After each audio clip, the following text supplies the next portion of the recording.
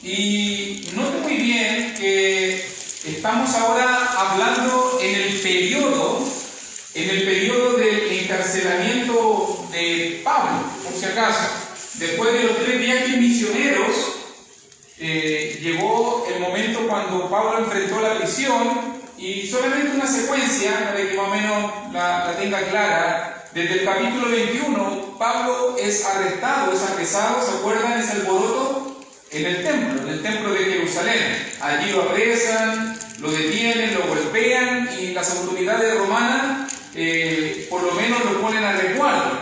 Después de eso, en capítulo 21, por si acaso está la cita, versículo 33 al 40, Pablo recupera la conciencia, porque acuérdense que estaba inconsciente de tanta golpiza, y habla a la multitud de los judíos.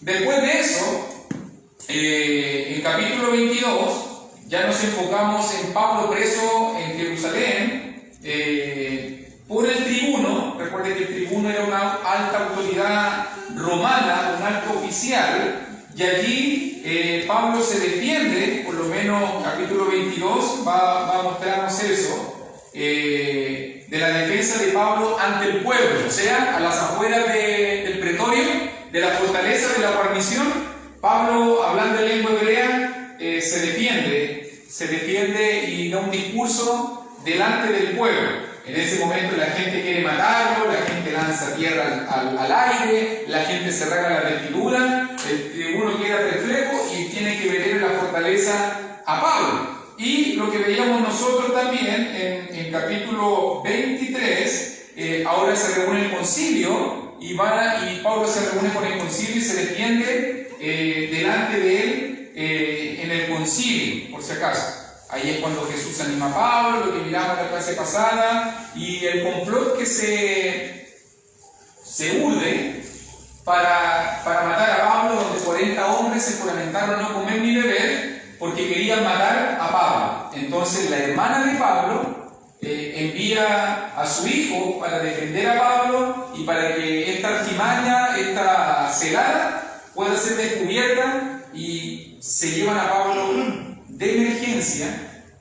Así terminamos nosotros la semana pasada mostrando en capítulo 23 cómo se llevan de emergencia, rodeado de soldados, a Pablo, para que estuviese puesto en resguardo en Cesarea, por si acaso.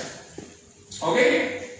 Eso es para donde he contado. Por si acaso, hay en la Biblia de repente solamente cultura general, bienvenidos. Cultura general, por si acaso, en la Biblia existen 2 Cesareas. Está Cesarea, la que está en la costa, donde era la guarnición de los soldados romanos, y está Cesarea de Filipo, que estaba fuera de Israel, por si acaso. Cesarea de Filipo es diferente a Cesarea, por si acaso. Cada uno de los dice Cesarea, ¿será lo mismo? No es lo mismo. Por si acaso, donde Pablo está puesto en prisiones en la costa, es donde estaba la guarnición romana, donde tenía su puesto de avanzada, donde estaba el tribuno, el gobernador y todo eso. Jerusalén no era la capital para los romanos. La capital estaba en Cesarea porque ahí tenían su guarnición de soldados. Obviamente Jerusalén era hoy hirviendo. Nadie iba a poner una capital en una ciudad tan convulsiva, tan conflictiva como era. Así que la capital estaba con los soldados y la guarnición en otro lugar. Allí tienen que llevar a Pablo, por si acaso. Es allí donde van a llevar a Pablo. Y lo habíamos visto por si acaso ayer. Solo para que tenga el dato en la mente. Y aquí abajito está Jerusalén. Así que desde ahí hicieron ese viaje hacia la costa. Y Cesarea de Filipo, entiendo yo que está hacia allá arriba, no aparece, incluso yo creo que es más. Cesarea de Filipo. ¿Ok? Y hoy día vamos a leer el capítulo 24. Ahora un nuevo encuentro. Recuerden que en el capítulo 22 Pablo se defendió ante el pueblo. Capítulo 23 Pablo se defendió ante el concilio, el Sanedrín, los líderes religiosos judíos. Pero ahora en Cesarea Pablo se va a defender delante de las autoridades romanas principalmente. ¿Ok? Así que vamos a leer. Vamos a hacerlo como siempre, aprovechar de leer el capítulo. López, mi hermano Sergio, que cuál es el 1, mi hermano Víctor 2, mi hermano Marisa 3, mi hermano Elías 4, Elías 5, Yanina 6, Abigail, ¿no? Ok, ¿no está preparado? El Miguel 7, Nicole 8, mi hermana Jessica 9, Jocelyn 10, 11, Jimmy 12, Lucas 13, Elenita 14, mi hermana Claudia 15, mi hermana María 16, mi hermana Vale 17, Benito 18, Damaris 19, Rodrigo 20. Y yo 21 y así sustantivamente como se diría por ahí. 21 añitos. Hermano Sergio, por favor, ayuda. 5 días después descendió el sumo sacerdote Ananías con algunos de los ancianos y un cierto orador llamado Tercio, que comparecieron ante el gobernador contra Pablo. Y cuando este fue llamado, Tercio lo comenzó a acusar, diciendo: como debido a ti gozamos de gran paz y muchas cosas son bien gobernadas en el pueblo por tu prudencia. Oh excelentísimo Félix, nos recibimos en todo tiempo y en todo lugar con toda gratitud.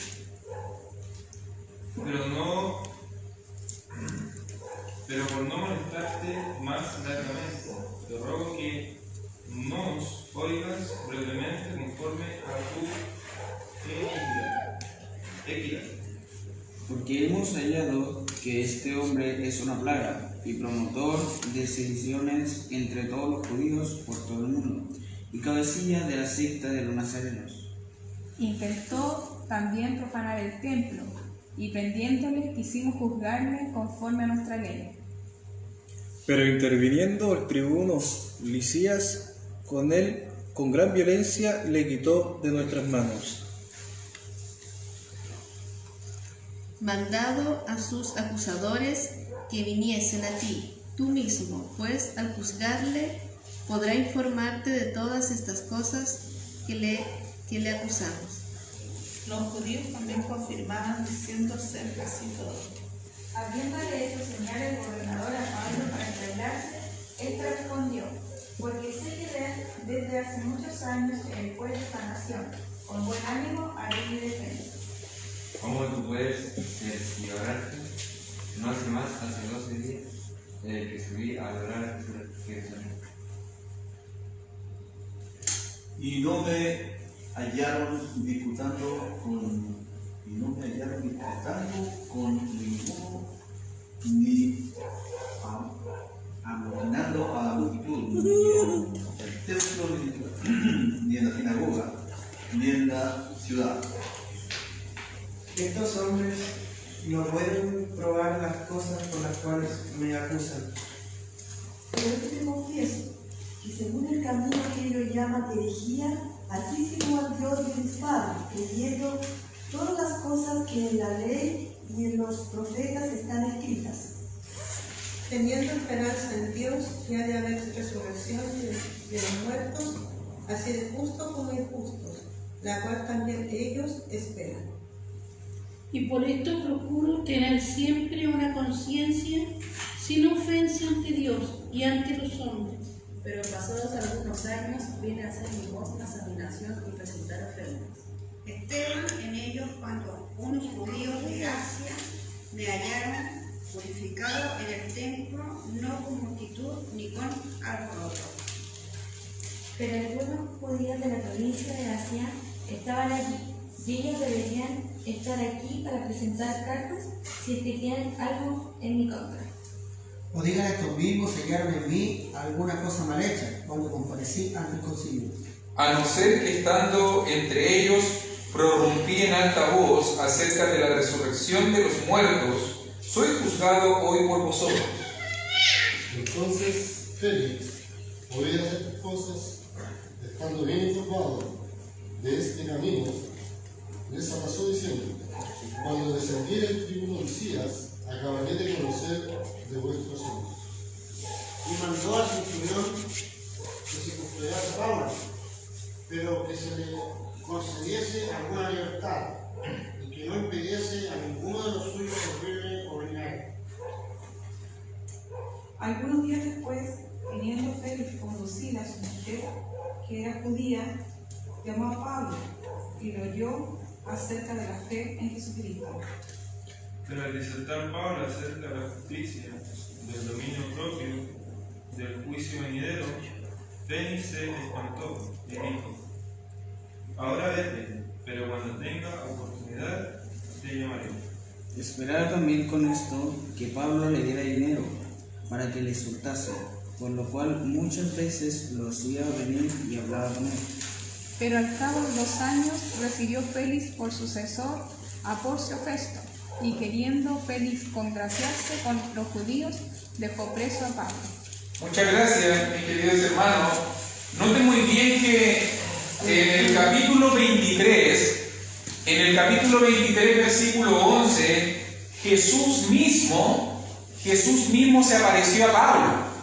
Y Jesús mismo le dijo a Pablo: ten ánimo, Pablo, pues como has testificado de mí en Jerusalén, así es necesario que testifique también en Roma. Y si nota muy bien esta palabra, y lo que constantemente a Pablo se le decía, Pablo sabía que tenía que seguir predicando, Pablo sabía que tenía que aprovechar cada oportunidad. Note que cuando vemos en el capítulo 22 que Pablo está ante la multitud, Pablo aprovecha esa oportunidad para defenderse, pero sobre todo su defensa se basa en predicar a Cristo. Cuando llegamos al capítulo 23 y está ante el concilio, nuevamente Pablo se defiende y aprovecha su oportunidad de defensa para predicar a Cristo. Y ahora en el capítulo 24, cuando Pablo está ante el gobernador, miren, imagínense lo que estamos hablando ahora, digámoslo de alguna manera más simple de entender, era un rey, el gobernador era el rey, por decirlo de alguna forma. El rey de esa tierra era el que tenía a cargo toda la jurisdicción de la provincia de Israel, de los judíos. Entonces, Félix era lo más parecido a un rey, por si acaso. Por si acaso, entiendo yo que en los tiempos de Jesús, Poncio Pilato era el gobernador, o sea, el rey. Por si acaso. Cuando Jesús compareció ante la más alta autoridad, ahora Pablo está compareciendo ante la más alta autoridad romana en esa tierra. ¿Quién era? El gobernador, llamado Félix, por si acaso. Ahora, ¿qué nota usted? Porque vamos a destacar algunos puntitos. ¿Qué nota usted cuando vemos nosotros la argumentación? Note que en la primera instancia, cuando estaba secundado en el capítulo 22 con los soldados romanos, Pablo dijo ciertas cosas y la gente dijo que muera. En el capítulo 23, Pablo se dio cuenta de que la mitad era saduceo y la mitad era fariseo, y dijo una frase que dividió a la multitud. Entonces los judíos, si tú te fijas muy bien, no van a cometer el mismo error. Para que usted entienda cuán astuto es el diablo. Y contrataron a un orador. Dice allí, versículo 1, y un cierto orador llamado Tértulo. O sea que era una persona especializada en hablar, en las palabras. Como un abogado, conocía la ley, conocía la terminología, no va a cometer errores. O sea, vamos a asegurarnos de que esta acusación sea constitucional, vamos a decirlo de alguna manera. Hablando de acusaciones constitucionales en este momento en el país. Vamos a hacer que el mejor tipo, el que hable mejor, el que sea más instruido, el que esté más capacitado, vamos a contratar a Tértulo, y Tértulo va a explicar muy bien lo que está pasando. Se da cuenta la palabra como es Tértulo, ¿cierto?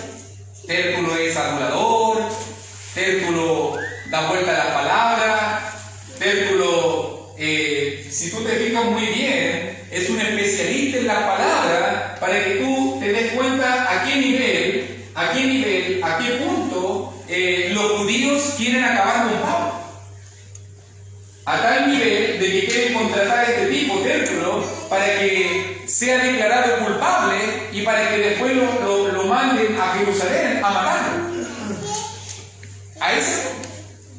Para que más o menos usted entienda lo que está sucediendo.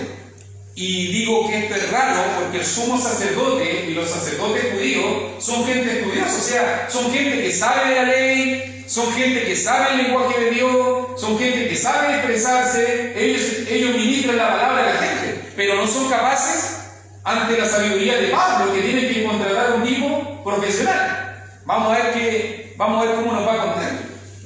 Y Tértulo habla. Note este conferencista profesional. Y Tértulo comenzó a acusar, del versículo 2, y mire cómo comienza Tértulo. ¿Qué ve usted en versículo 2? Adulador. Como debido a ti gozamos de gran paz, y muchas cosas son bien gobernadas en el pueblo por tu prudencia, oh excelentísimo Félix, lo recibimos en todo tiempo y en todo lugar con toda gratitud. Eres un buen rey, eres sabio, eres prudente, te queremos, te amamos, te recibimos. ¿Escucha las palabras por detrás de Tértulo? ¿Cómo está tratando de adular a Félix para conseguir un favor? Pero por no molestarte más largamente, te ruego que oigas brevemente conforme a tu equidad y más encima escucha.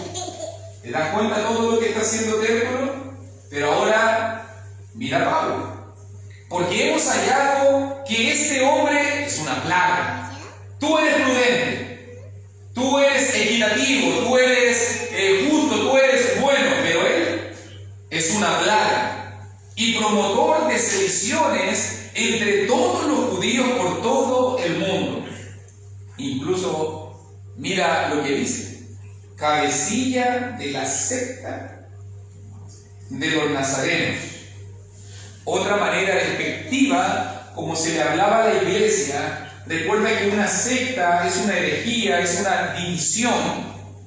Y muchas veces los judíos pensaban que la iglesia era solamente una división, una división o herejía del judaísmo. ¿Ok? ¿Cuáles son las acusaciones?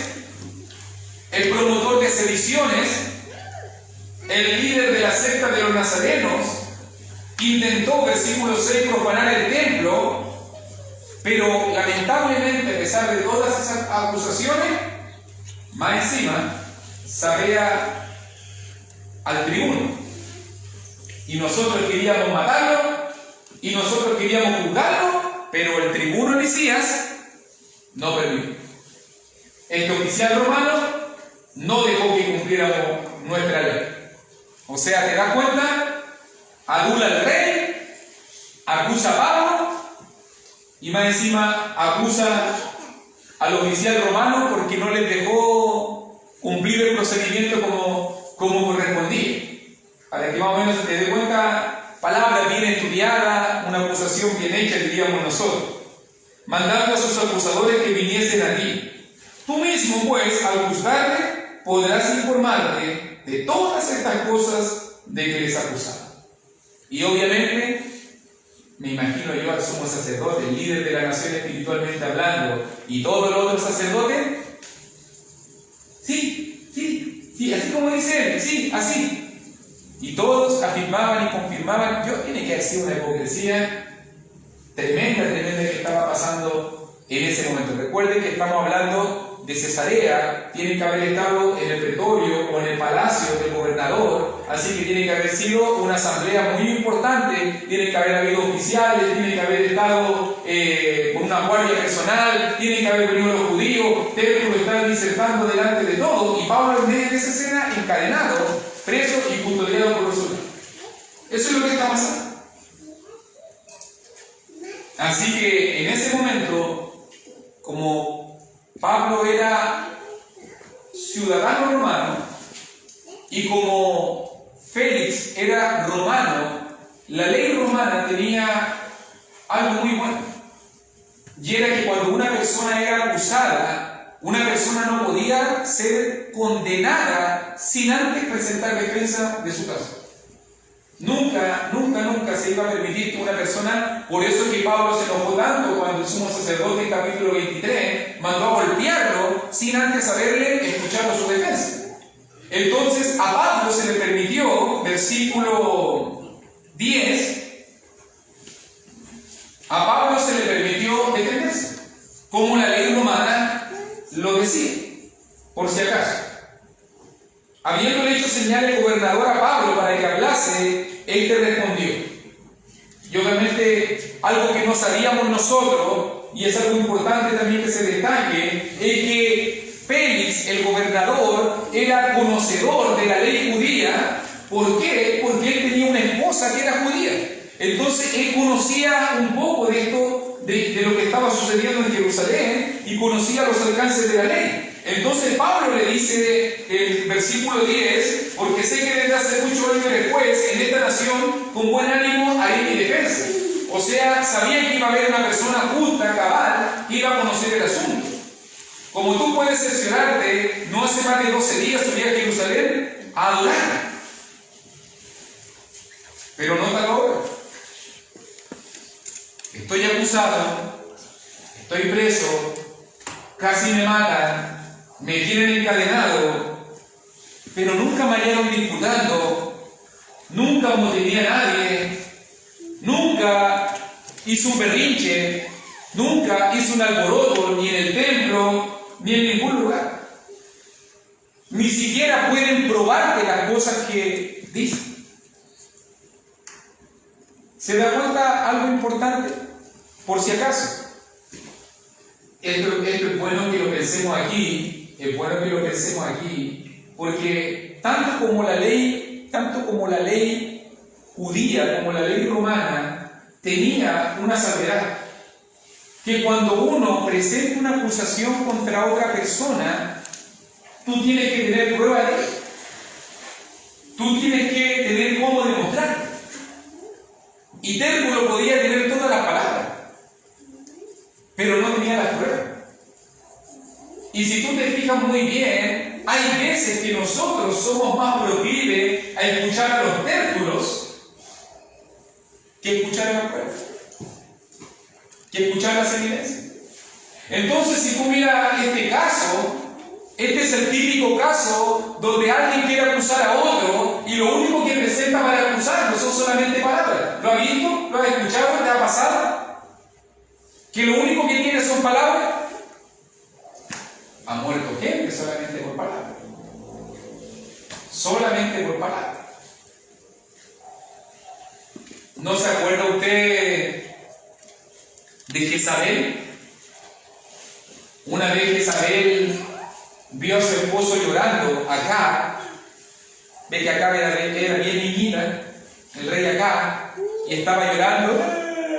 Y la esposa llega: ¿qué le pasa, mi amor? No, es que yo quería comprarle el terreno a Nabot y Nabot no me lo quiso vender. Y yo soy el rey, pero no me quiso hacer casa. Ya, ni un problema. Dijo Jezabel: yo te lo consigo. Esa es la que lo hacer. Y Jezabel va, junta a 2 o 3 maliciosos, escribe una acusación y le dice delante de todos los ancianos de Israel: Nabot pecó, Nabot hizo aquí, Nabot hizo allá. Listo. Lo acusó de palabra y contrató a 3 que dijeran que sí. ¿Cierto? Sí, listo. Apedrearon a Nabot, mataron a Nabot, quemaron a Nabot y le dijo: ya, mi amor, le conseguí el terreno, vaya, no me construya su jardín. Así. A ese nivel las palabras pueden destruir.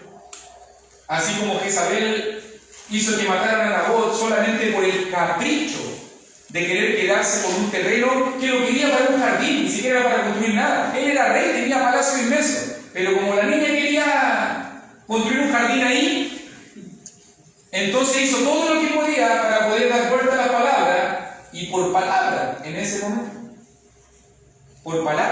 momento, mataron a un hombre y lo despojaron de sus tierras. Nota que Tértulo puede dominar mucho las palabras y nota cuánto daño han hecho las palabras. ¿Cuánto daño han hecho la acusación? ¿Y tú lo viste? No, pero yo sé que sí. No, yo creo que es malo. Pero ¿lo escuchaste? No, pero yo creo que sí. Pero ¿tú viste esa situación o no? No, yo creo que fue así. ¿Y cuántas veces se han destruido, no tal vez una persona, se han destruido reputaciones? ¿Cuántas veces nos ha dañado sentimientos? ¿Cuántas veces no se han enemitado hermanos? ¿Cuántas veces no ha habido conflicto y problema solamente por su posición de palabra? ¿Cierto? Si tú te fijas muy bien, la defensa de Pablo es súper simple. Ellos no tienen cómo probar. No tienen cómo probar lo que ellos dicen. Y si no tienes cómo probar lo que tú dices, entonces, ¿cómo? ¿Cómo van a matar a Pablo? ¿Cómo lo van a poder condenar? ¿Cómo lo van a poder juzgar? Ni te pueden probar las cosas de que ahora me acusan. Lo que sí Pablo confiesa, versículo 14, y qué importante es esta confesión: no pueden probar nada de lo que me acusan, pero esto sí te confieso, que según el camino que ellos llaman herejía, es cierto, esto es en el ámbito de la fe, esto es en el ámbito de lo religioso. No estamos hablando aquí de la ley moral, no estamos hablando aquí de una ley civil, no, estamos hablando de nuestra fe. Me van a juzgar por mi fe. Esto es lo que yo te digo, que lo que ellos llaman herejía, así sirvo al Dios de mis padres. ¿Te das cuenta de esa frase, el Dios de mis padres? ¿Qué significa el Dios de mis padres? En simples palabras. Ayúdame, por favor. Por lo menos hay dos grandes implicaciones. Hay dos grandes implicaciones en la frase el Dios de mis padres. ¿Por qué Pablo dice eso? ¿Alguna idea? El Dios de mis padres. Primera gran implicación. Antepasado, claro, pero ¿eso significaría el Dios de los judíos?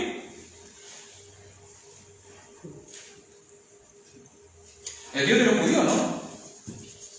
Sí. O sea que Pablo está viendo que la iglesia es la continuación del judaísmo en un sentido, o es la proyección del judaísmo. El Dios de mi padre. Yo sirvo al mismo Dios que sirvieron mis padres, pero el padre de Pablo era un judío. Era un judío que adoraba en el templo, que mataba animales, que se circuncidó y que guardaba las cosas de la ley. Yo sirvo a Dios de la misma manera como sirvió mis padres. O sea, para que usted entienda de que Pablo ve una continuidad, Pablo ve que la iglesia, obviamente que en esos tiempos se veía esa línea mucho más delgada. Obviamente ahora yo digo el Dios de mi padre no tiene nada que ver con el judaísmo. Pero en ese tiempo, por el tema de los antepasados, por el tema de su padre, de las generaciones, Pablo estaba justo ahí en el límite donde una religión terminó, la religión judía, y una nueva religión comenzó, la iglesia. Y él veía una continuidad perfecta entre el judaísmo y la iglesia. Pero la segunda cosa también que entendemos el Dios de su padre es que Pablo lo que está diciendo es que la fe que yo albergo no es algo que a mí se me ocurrió. No es algo que surgió en mí. ¿Y saben lo que indica esa segunda implicación con el Dios de mi padre? Eso implica responsabilidad. Eso indica responsabilidad. Porque el padre de Pablo fue responsable de negar la fe a su hijo Pablo. ¿Cierto? Eso es responsabilidad. Y cumplió la misión el padre de Pablo, ¿no? Cumplió la misión. Un hombre que se preocupó de enseñarle a ese judío tan vehemente, ese judío tan celoso, ese judío que incluso se propuso querer destruir la iglesia y que lo tomó Cristo y que lo hizo un instrumento para su gloria.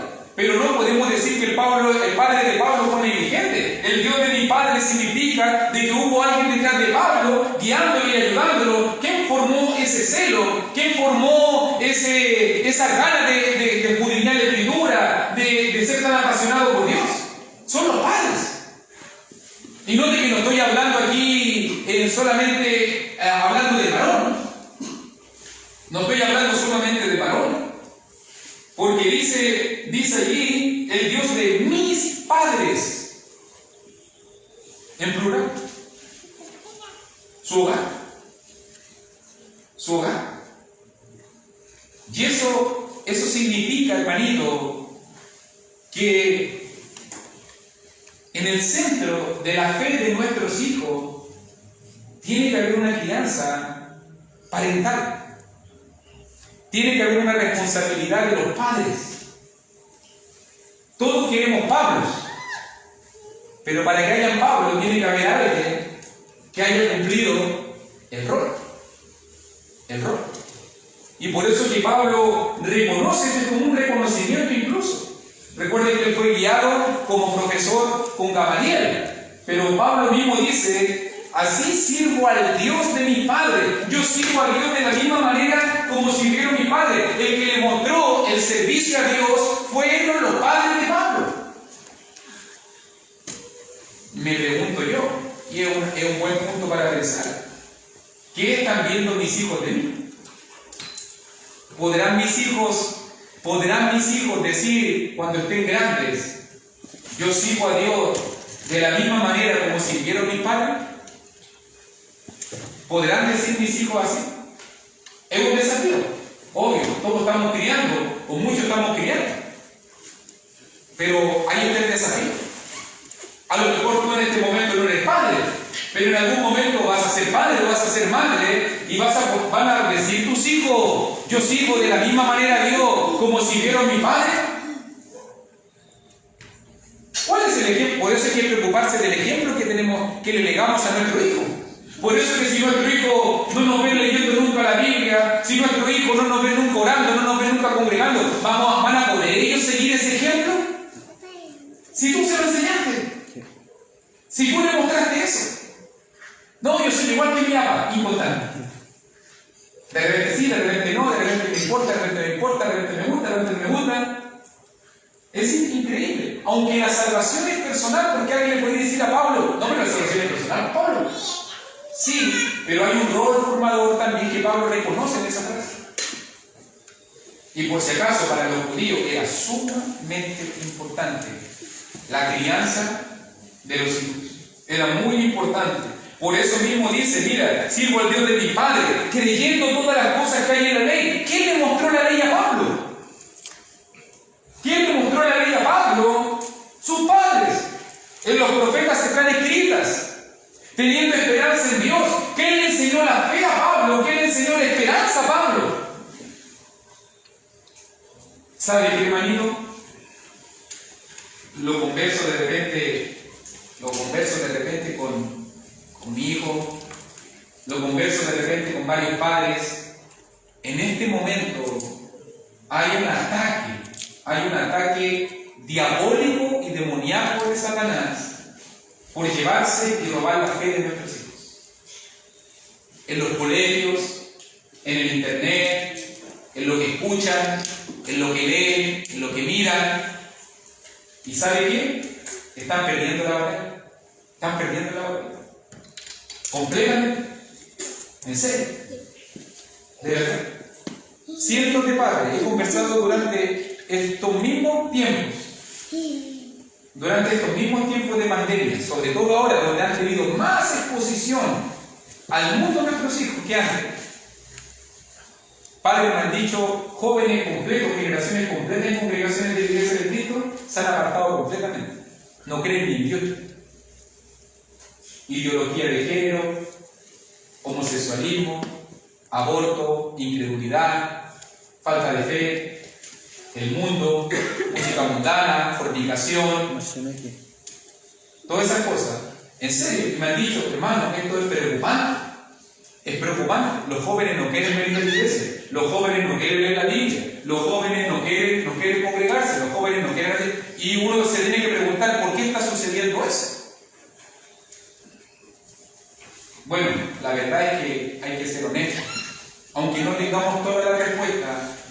así se nos va a llamar a cuenta a nosotros.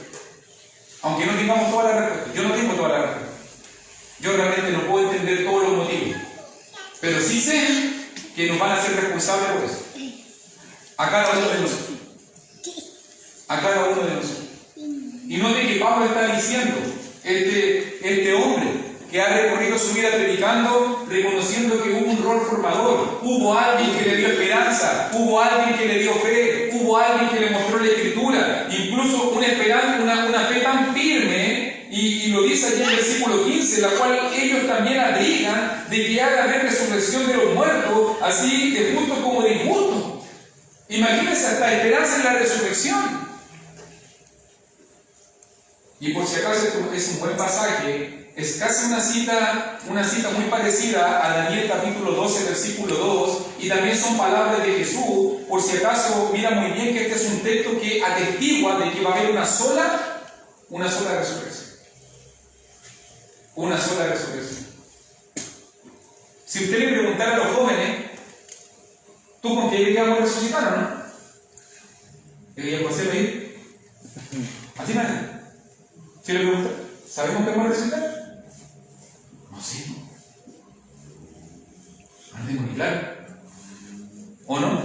Si le preguntaran, bueno, Pablo tenía el convencimiento completo y absoluto de que va a haber una resurrección, de que eso significa de que hay vida después de la muerte, eso significa de que hay un juicio después de la muerte. Y entonces fíjate qué importante es tener una fe en la vida eterna, qué importante es tener una fe en de que va a haber un juicio y de que va a haber una resurrección. Eso te indica entonces de que hay un juicio, de que tú tienes que dar cuenta y de que es importante cómo vive esta vida. Si ese es uno de los problemas del ateísmo de hoy en día. Hace lo que quiere, no vas a dar cuenta de nada. Hace lo que quiere, no hay juicio, no hay que pagar, no hay nada malo, no te preocupes. Y eso le están enseñando en los colegios a nuestros jóvenes. Eso se lo están enseñando, lamentablemente, en los institutos, en las universidades, en sus grupos de amigos, en el internet, se lo están enseñando. Y como pasa más tiempo en eso que en las cosas de Dios, tristemente se lo comen. Se lo comen. No hay manera de contrarrestarlo. ¿Cómo lo contrarrestas? Si yo lo veo 1 hora, tú lo ves 2 horas, lo vemos 3 horas, podemos conversar una pura vez en un momento chiquitito y ni siquiera lo aprovechamos de repente. Y tiene cientos de conversaciones con otra gente que pasa a ser más importante que nosotros incluso, en algún momento. Por eso el rol formador, importantísimo, y que destacamos. Nota que nuevamente Pablo va a decir en versículo 16, y por esto procuro tener siempre una conciencia sin ofensa ante Dios. Nuevamente la misma idea que resaltó en capítulo 23, cuando habla, yo con toda buena conciencia he vivido delante de Dios hasta el día de hoy, decía el versículo 1 del capítulo 23, y ahora en capítulo 24, versículo 16, tengo una conciencia sin ofensa. Una buena conciencia es una conciencia sin ofensa ante Dios y ante los hombres. ¿Se acuerdan qué es lo que era la conciencia? A ver, Mati, ¿qué es la conciencia? ¿Qué te dice tu conciencia? No la memoria, porque ya sabemos que está mal. ¿Qué es la conciencia? A ver, la Valerita tiene ganas de ayudarla. O también tiene problemas de conciencia o de memoria. ¿La Yossi? ¿Qué es la conciencia? Lo que te hace saber si lo que hace está bien o mal. Ok, muy bien, lo que estábamos diciendo nosotros ¿ah? Bueno, la Yanina que en términos tiernos, el angelito y el diablito, ¿cierto? ¿O no? Ese sentido que te dice de que ciertas decisiones son buenas y ciertas decisiones son malas. Dice por ahí un dicho de que no hay almohada más cómoda, más suavecita, más rica que tener una buena conciencia y no tener problemas con ella. ¿Sí? Pero muchas veces la gente no puede ni dormir por la conciencia que tiene. Y nota que Pablo está reconociendo acá que él vive procuro, es un deseo, es un anhelo. No hay nada más rico que poder dormir, que poder vivir sabiendo que no estoy haciendo nada malo, sabiendo de que estoy en el centro de la voluntad de Dios, sabiendo de que mi vida está en No hay nada más rico que estar en comunión con Dios. Pablo dice, procuro siempre tener una buena conciencia, una conciencia sin ofensa ante Dios y ante los hombres. Y nota la frase, ante Dios y ante los hombres. Porque hay veces que podemos tener una buena conciencia delante del hombre. No, si es tan bueno él. Oh, si es tan de Dios ella. No, una dama. Un yogur. Un caballero. Si es tan lindo como habla. Pero ¿qué piensa Dios de él? ¿Qué le dio en el corazón? Oscuridad. ¿Cierto? Uno puede a veces tener una buena conciencia sin ofensa ante la gente, y la gente puede pensar muy bien de ti, pero la pregunta es, ¿qué piensa Dios de ti? ¿Cierto? ¿Qué piensa Dios de ti? Y a veces puede ser todo lo contrario. Ya a lo mejor tenéis conflictos con medio mundo y tenéis problemas con todas las personas, pero a lo mejor tenéis paz con Dios. Y a lo mejor tenéis paz con Dios. Bueno, Pablo dice, yo procuro estar en paz con Dios. Yo procuro estar en paz con Dios. Porque hay gente que dice, yo quiero caerle bien a todos. No, si yo nunca quiere quedar mal con nadie, pero queda mal con Dios. Queda mal con Dios. Y le vaya a decir que está mal. No, aquí es, ahí nomás, aquí no le digo. Ahí nomás, mejor estar bien. ¿A quién le queda? ¿Cierto? Quiero quedar bien con la gente. No, mejor, ¿para qué voy a pretender? ¿Viste? Que después, no, ya. Pero queda mal con Dios.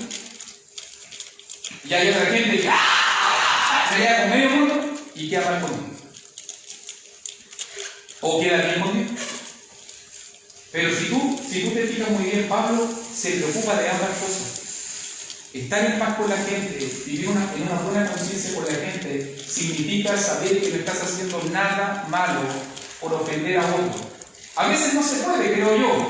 A veces no se puede, no sé. A veces lo intentamos, por lo menos dice Romanos capítulo 12, versículo 19, que en cuanto dependa de nosotros, tenemos que estar en paz con los hombres. En cuanto dependa de nosotros. Y te lo recuerdo a repetir, en cuanto dependa de ti, hay que estar en paz con todos. Hay que estar en paz con todos. Ahora, si no depende de ti, eso es otra cosa. ¿Cierto? No podemos mandar el corazón de otra persona. Pero sí puedo controlar mi palabra, sí puedo refrenar mis actitudes, sí puedo pensar muy bien lo que voy a decir o lo que voy a hacer. Eso está bajo mi jurisdicción. Pablo dice, trato de tener una buena conciencia, procuro de tener una buena conciencia ante Dios. Me preocupa lo que piense Dios, pero también me preocupa lo que piense la gente. Ve que la gente de hoy en día, no estoy ni ahí con nadie, a mí no me importa lo que piensen los demás, y yo hago lo que quiero, yo digo lo que quiero, yo soy grande, y yo acá, y la gente hoy en día vive así. ¿Es cristiano un pensamiento como ese? Que alguien diga que no le importa lo que piense el otro. ¿Será cristiano eso? Por lo menos yo escucharía a Pablo y diría, no es cristiano. Porque un cristiano debería estar preocupado de tener una buena conciencia ante Dios, pero también debería estar preocupado de tener una buena conciencia ante Dios. No caerle bien a la gente, no, tener una buena conciencia, o sea, saber de que no hay ningún problema, de que hay una limpia relación delante de Dios y delante del hombre. ¿Sabe por qué sucede eso, hermanito? Porque hemos estado hablando mucho con los varones, por ejemplo, mucho con los varones. Hemos estado hablando mucho con los varones que lo que más necesitamos hoy en día, que lo que más necesitamos, ese es el propósito de estas lecciones, lo que más necesitamos nosotros no es llenarnos de conocimiento. No, nosotros necesitamos llenarnos de práctica cristiana verdadera. Y eso es lo que debe importarnos a nosotros. Porque uno puede venir el domingo, uno puede cantar bonita alabanza, uno puede dar la ofrenda más abundante, tomar la cena del Señor, escuchar la palabra con el más respeto posible, puede hacer todas esas cosas, pero si vives en conflicto con la gente toda la semana, ¿qué ganaste del culto? Nada. ¿De qué me sirve odiar, tener rencor, no perdonar, robar, mentir, engañar? ¿De qué me sirve hacer esas cosas? Perdí. No sirve de nada. Es solamente dar énfasis en lo religioso. No quiero tener comunión con nadie, no odio a toda la persona, no perdono, soy resentido, tengo rencor, vivo en problemas, vivo peleando con la gente, vivo insultando a la persona, vivo hablando mal del otro. Al final uno diría, chuta, ¿cómo puede alabar a una persona así a Dios? O diría Santiago, de esa misma boca salen dos aguas. Ni frío ni caliente. ¿Cierto? Difícil que salga de una boca dos aguas. Ese es el punto de tener buena conciencia delante de Dios y delante de los hombres. ¿Necesitamos estudiar la Biblia, hermanitos? Sí, pero necesitamos más que estudiar la Biblia, estudiar cosas que nos ayuden a ser mejores personas. Eso necesitamos hacer, buena conciencia. Cristiano respetuoso, cristiano humilde, personas perdonadoras, personas que vivan en paz los unos con los otros, cristianos que se amen. Eso es lo que le hace falta hoy en día. Estamos llenos de religión. Por todos lados, llenos de religión. Y tenemos estudios a vivir y por haber para que usted sepa y conozca todos los temas de la Biblia. Pero es increíble que podemos analizar una palabra por todos lados, de arriba abajo, de abajo para arriba, y no saber vivirla. Podemos hablar de la misericordia y pasa una persona al lado tuyo y ni la saludáis ni la ayudáis. Y hablé toda la vida de la misericordia. Y uno dice, ¿de qué te sirve saber de todas las palabras en griego que significa la misericordia si pasó tu prójimo al lado y no le ayudaste? Y sabías que tenías que perdonar a tu hermano y ponerle otra mejilla y no la pusiste. No la pusiste. Y sabías que tenías que ir ponerle 2 millas y no fuiste las 2 millas. Y no oraste por el que te maldijo. No oraste por el que te maldijo. No lo hiciste. Y uno dice, ¿de qué sirvió saberme todo el sermón del monte de memoria? Me sé todo el sermón del monte de memoria. Práctica. Es lo que Pablo mismo está diciendo en sus palabras. Una vida práctica, una vida sin ofensa delante de Dios. Por eso necesitamos, y ese es un buen llamado, necesitamos más sermones prácticos que doctrinarios. Necesitamos menos doctrina y necesitamos más práctica. ¿Sabe por qué? Porque la doctrina se expresa en 2 horas a la semana. Más o menos. 2 a 3 horas a la semana. Pero la vida práctica se evidencia el resto de las 165 horas. Si la doctrina se vive 2 horas, el culto. Pero la vida práctica son 165. Necesitamos más sermones que hablen de práctica y menos que hablen de doctrina. Por eso Pablo, y note bien, y se va a reír. Se va a reír. ¿Y sabe por qué se va a reír? Porque Pablo termina su sermón.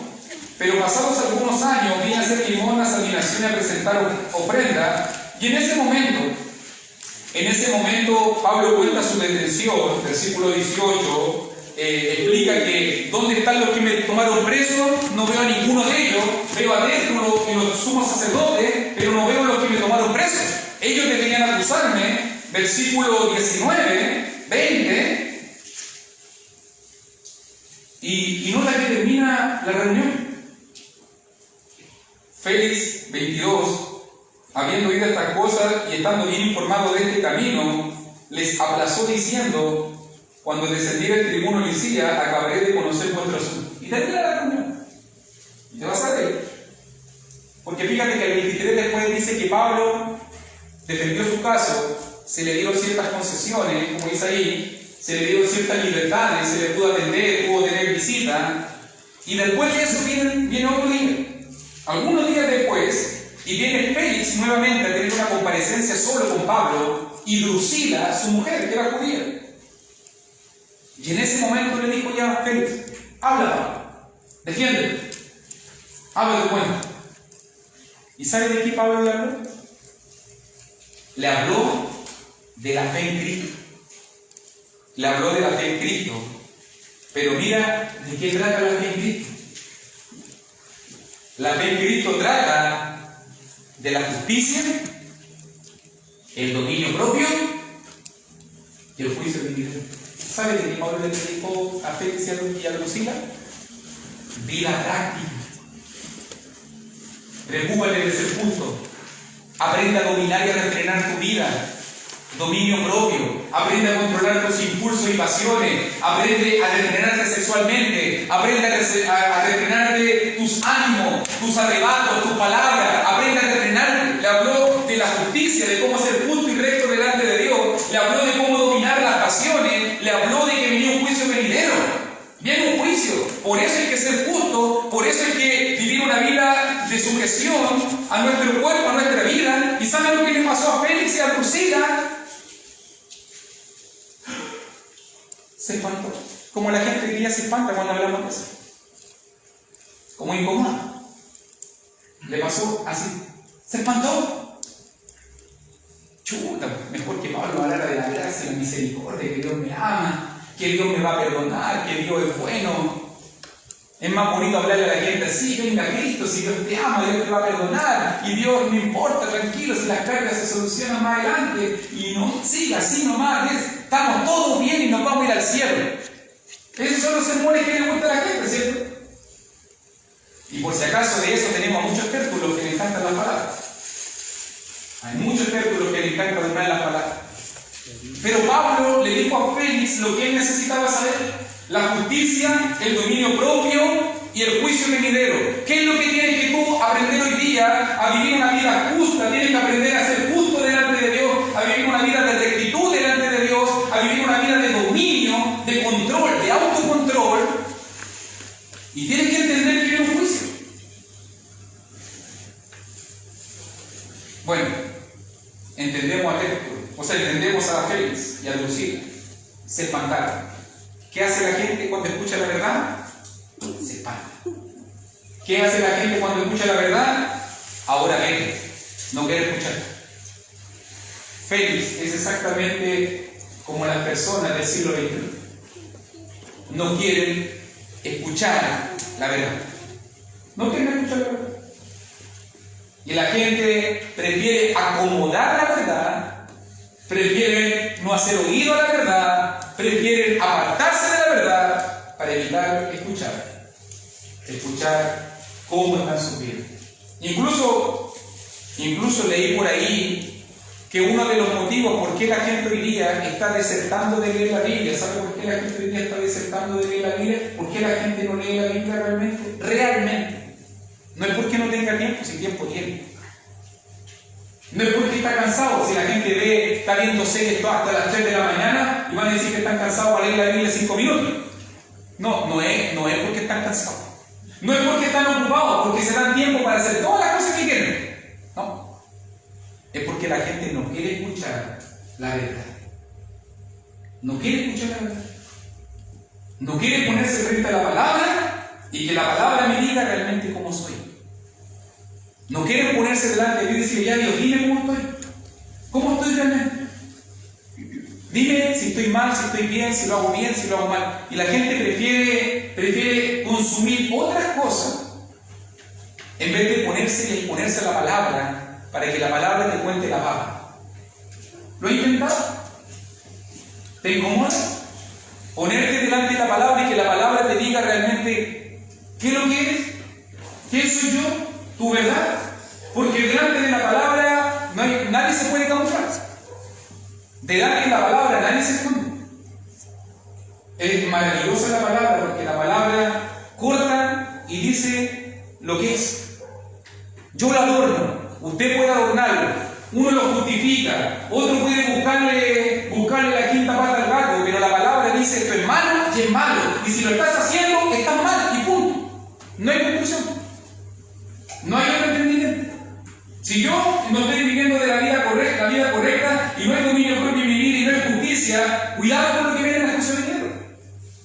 Punto. Que el hermano lo que está diciendo nos está mandando al infierno. Bueno, fue exactamente la misma reacción de Félix, el gobernador. La diferencia es que él no era cristiano y adoraba a dioses paganos y nunca se puede ver.